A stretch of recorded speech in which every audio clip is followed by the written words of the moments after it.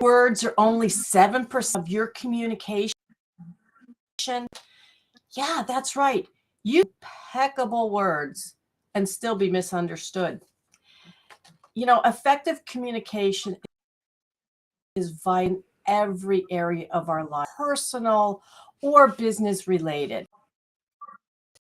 And this is an area I about for years. It was one of those areas on my list of I'd like to know more about communication.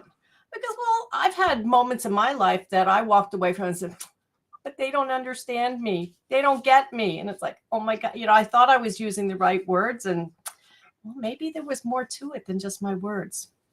But, I also see miscommunication every day around me. My guest on Make It Click is success in relationship. Anita, today on the area of business, our businesses. And can you tell us how communication, good or bad, is affecting our businesses? Sure. Thank you, Christine. I'm happy to be here. It's everything. It's absolutely critical that we are speaking to be understood and know that we are being understood. And we're just not. I mean, there's such a high percentage, so much science behind this that shows that people think they're being understood when they're not. And like you just said, the words are just 7% of the communication. They're very, very important. It's very important to have impeccable use of your words and know that you're being heard correctly. But there's so much more to it than just the words. And I don't want to say just the words because they're very important. And behind all of the different facets of communication is your intention. What's your intention when you're speaking? Because it's going to come across. If your intentions are not good, it's going to come across in many other ways. So very important in every aspect of business. So I guess it could be like making the sale or not making the sale, Absolutely. or getting that promotion or not getting that promotion. So I think when we had previously talked, you said that we're kind of like three key areas. The words are one, and there were two other areas. Were there two or three other areas?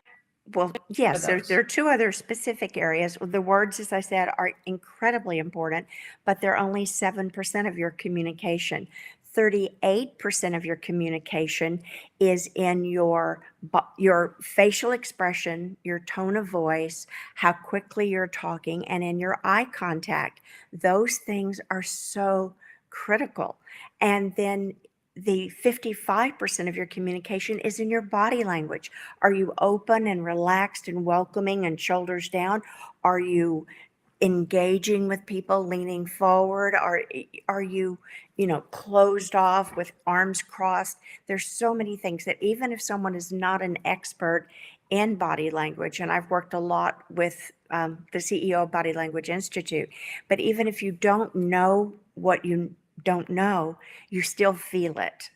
And I think the overall writing aspect of all three of these things, the words and the eye contact, facial expression, and the body language, is your intention, like I said before. If your intentions are good, people read what you're doing differently. So, and the words, I know you and I had this conversation.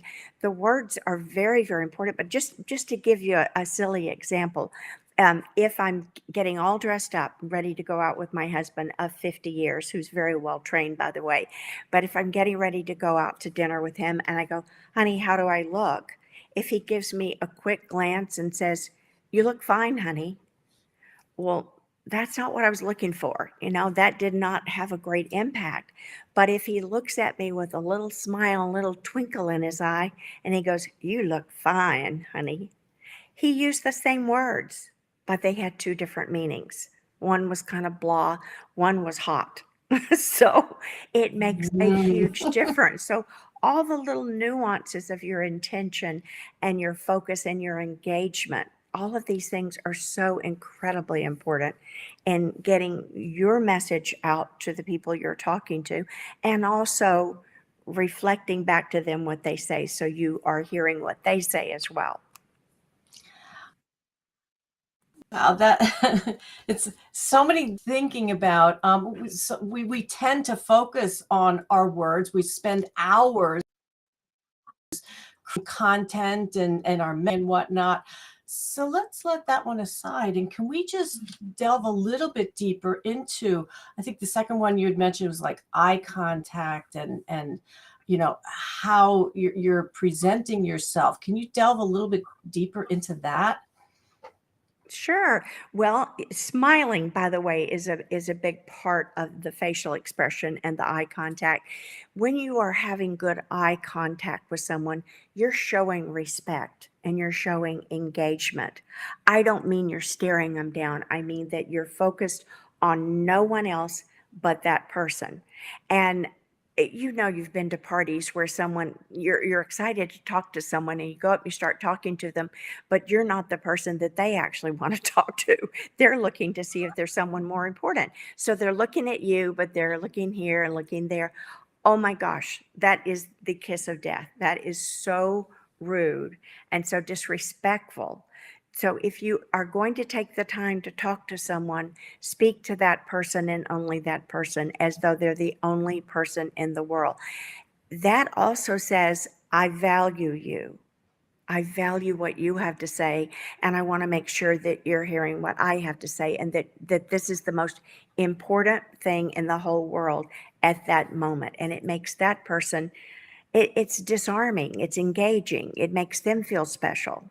And they should. If you're talking to someone, that should be one of the most important things, is that you're making them feel relevant and special in having the conversation. It's so important. Yeah. And being, smiling, because smiles are contagious. It's very hard to have somebody be grumpy with you if you're smiling at them. It's very, again, disarming, and it relaxes them, and it says this is a safe place.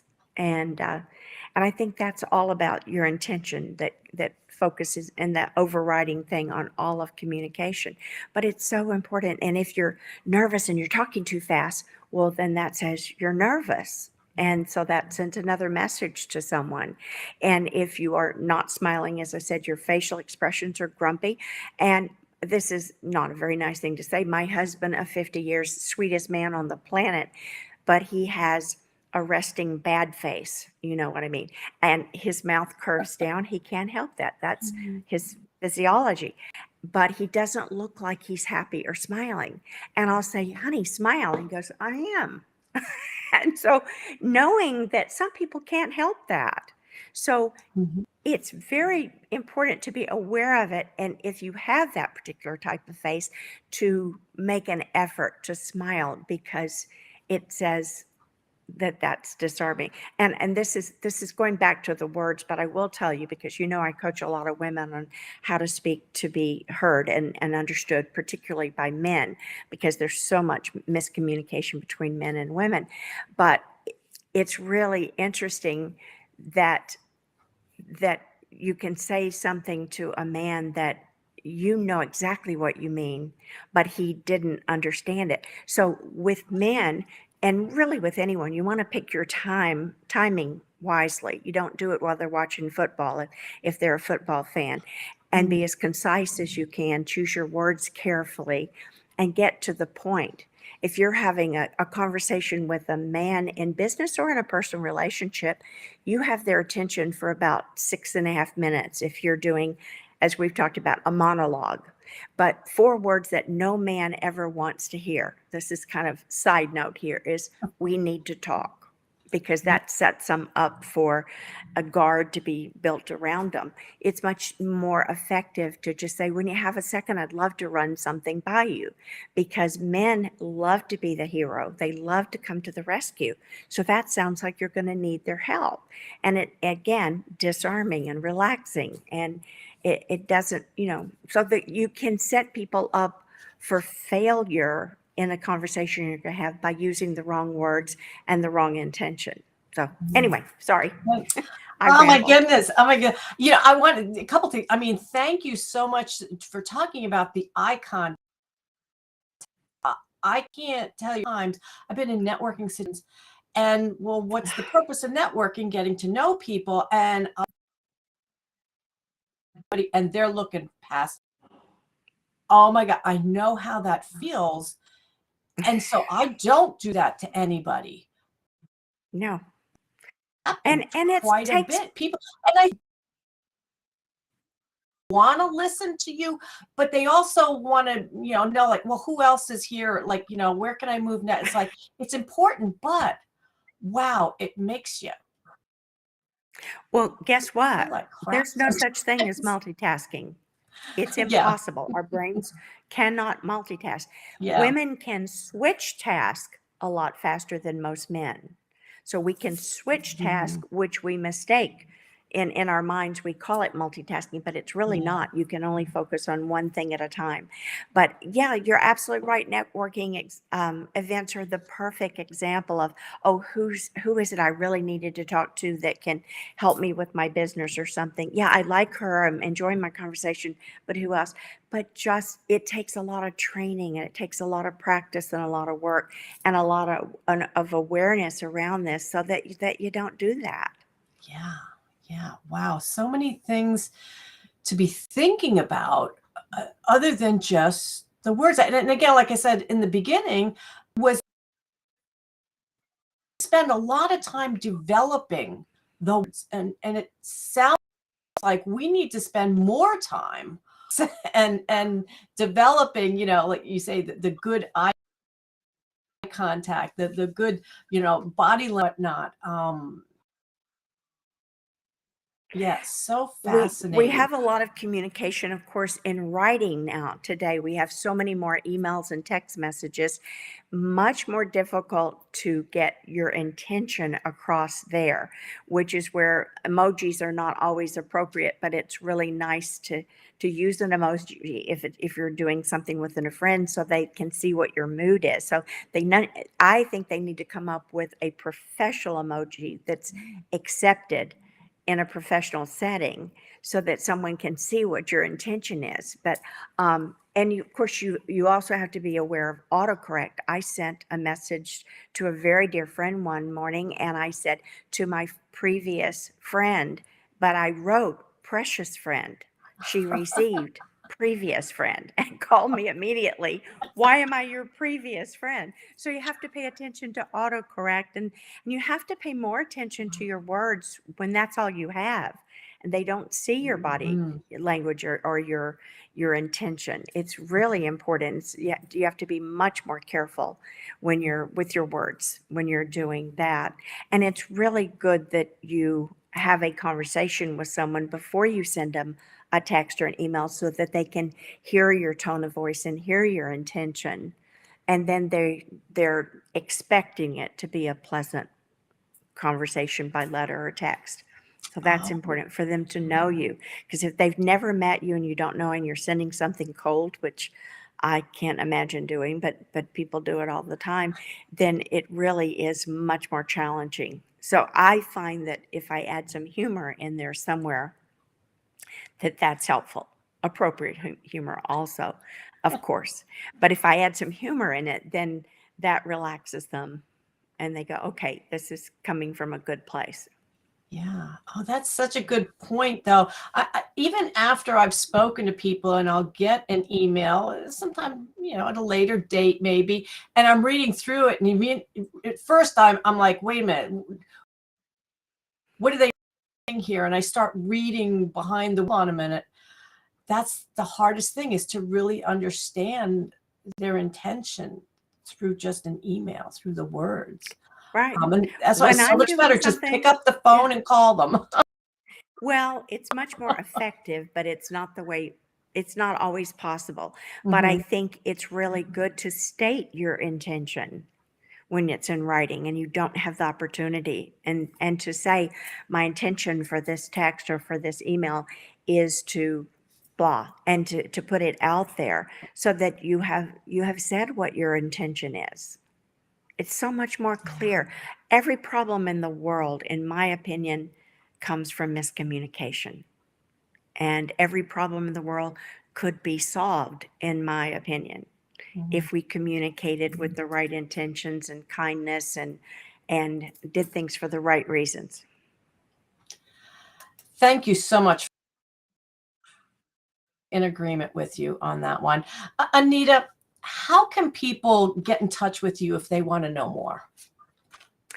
I have a website, anitaflikefrankgreen.com, and they can book a call with me through that if they want to find out more about what I do. But that's a pretty good website. It talks about all of the different coaching programs that I offer for men, and then specific things. I have an online course that I developed specifically for men, though a lot of women get that course because there's only one segment that's about how someone looks, because I've been a personal stylist making men look good and feel good about themselves for 40 something years. So that's another part of the coaching that I do. So at anitafgreen.com tells them everything they need to know, and I'm happy to help with anyone or answer questions that anyone has about this. It's something that I love, and I really pay attention, and I'm like, oh my gosh, I know that's not what she meant. But you just made a comment a second ago, that is really important. Like when you're hearing something, we sometimes, depending on the mood that we're in, we decide to write a story, our own story about what someone said to us and what they meant. And I think it's a real good thing when I'm coaching people. One of the things I say is, when you're starting to write a story and go, I think they're being mean to me, or I think that was not nice of them or something, stop, take deep breaths and say, is that really the truth? Or is that coming from something that's going on inside of me right now? That's really important, because it's not. I watch even people that I coach, I'll watch them having a reaction to something I said, and I'll pause and say, I just said this. This is how you took it. You just wrote a story. Because a lot of times we're in the mood to be victims sometimes. I mean, that's human nature. Or in the mood to decide that someone is bullying us. Not that it doesn't happen, but sometimes we make that up. And so we will take something personally that was not meant personally. I don't know if you've, Don Luis Miguel has a great book about words and about communication that's really good. And he talks about having your words be impeccable, but it's really good to not take things personally and to assume the good, because assumptions get us into a lot of trouble. But if you make assumptions that the other person's intention is honorable and good, that makes all conversations go better as well. So just decide it's going to be good. Yeah. Yeah. Wow. Thank you so much, Anita. You're welcome. Make it click.